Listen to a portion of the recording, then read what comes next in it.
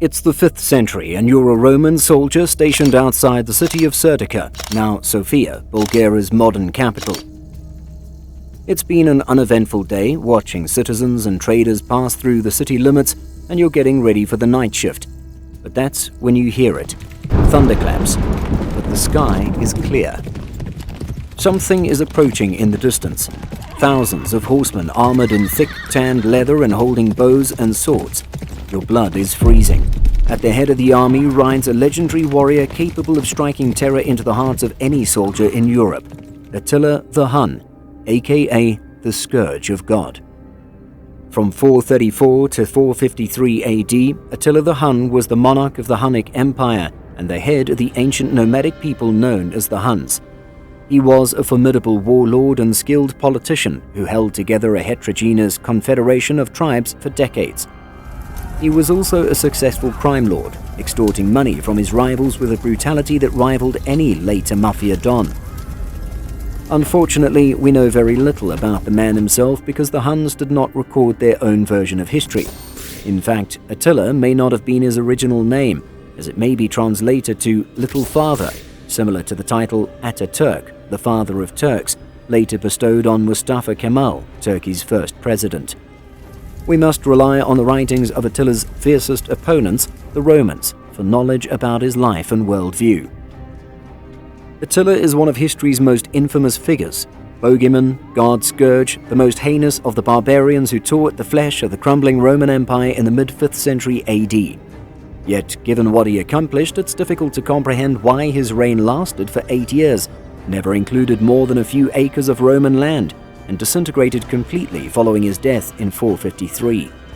In the end, he was a failure. So what's the deal with his terrible reputation? Part of the explanation can be found in the fundamentals of Attila's ascendancy. In the 4th century, the Huns emerged from obscurity in the Central Asian steppes. Their forefathers may have been the Xiongnu, Hunnu in Mongolian, who held a sizable empire in Mongolia for 300 years until being broken up by China in the 2nd century AD. If the Huns were the Xiongnu, they appear to have lost sight of their past splendor as they traveled westward. They originally came to the Greeks' attention around 375 as pastoral nomads and professionals in mounted archery, able to shoot with exceptional accuracy and strength while galloping. His uprising. Attila was born into the most powerful family north of the Danube River, far from the caricature of the unclean, illiterate barbarian. Oktar and Rugila were his uncles who governed the Hun Empire together in the late 420s and early 430s. The Huns were a nomadic, pastoralist civilization that had been advancing west toward the Roman Empire since the 4th century AD. Bleda and Attila would have learned to ride almost as soon as they could walk as children. They would have also been trained as archers, as the Huns were known for their ability to fire arrows with pinpoint accuracy from horseback in battle. They also learned to speak and maybe read Gothic and Latin, as well as military and diplomatic strategies. The two boys were most likely present when their uncles met Roman ambassadors. He was clearly known to have had several wives, with polygamy aiding in the unification of the Hunnic clans. When King Rugila died in 434, his nephews took over. We don't know how Bleda and Attila got along, but they appear to have tolerated each other, co-ruling for nearly a decade. When their uncles died in 434, Bleda and Attila acquired joint rule of the Hun Empire. Their first step was to arrange a treaty with the Eastern Roman Empire in which Emperor Theodosius II agreed to pay approximately £700 of gold per year as a guarantee of peace between the Huns and Romans. However, only a few years later, Attila claimed the Romans had broken the treaty and conducted a catastrophic series of invasions against Eastern Roman cities in 441. With Hun soldiers approaching within 20 miles of Constantinople, Theodosius was obliged to make a deal, agreeing to pay Attila £2,100 of gold per year and subscribing to our channel. Make sure to do the same and leave a like as well. The Huns returned to the Great Hungarian Plain after the peace deal was signed in 443. The next several years are murky in Roman sources, but it appears obvious that Attila decided to confront Bleda for sole control of the empire at some time. According to the Roman writer Priscus, who offered the most authentic Roman account of the Huns, In 445, Bleda, king of the Huns, was slain as a result of his brother Attila's machinations. Attila conducted another, even more grandiose assault on the Eastern Roman Empire 2 years later. The Huns stormed over the Balkans and into Greece, and the Romans ultimately stopped them at Thermopylae, where they signed another difficult treaty with even harsher penalties for the Romans. Invading Gaul to gain a woman. In the spring of 450, Honoria, the ambitious sister of Valentian III, Emperor of Western Rome, brought Attila a ring and urged him to assist her in getting out of a marriage to a Roman aristocrat that her brother was pressing on her. Honoria's approach was seen as a proposition by Attila, who already had multiple wives. He claimed her as his newest bride and offered her half of the Western Empire as a dowry.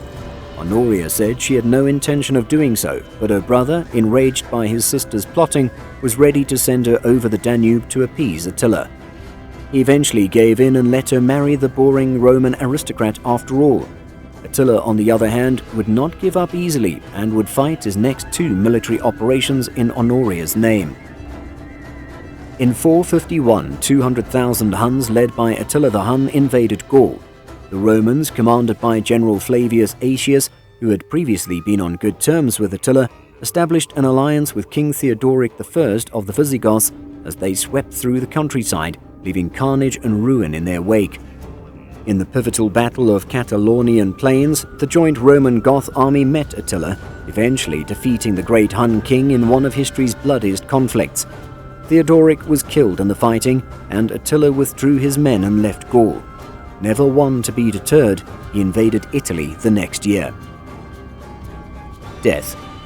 According to Priscus, who visited Attila's headquarters on the Great Hungarian Plain in 449 with visiting Roman ambassadors, the Hun commander arranged a banquet and served a lavish dinner on silver plates to the guests. Priscus noted that Attila was served separately. He is eating nothing but meat on a wooden trencher.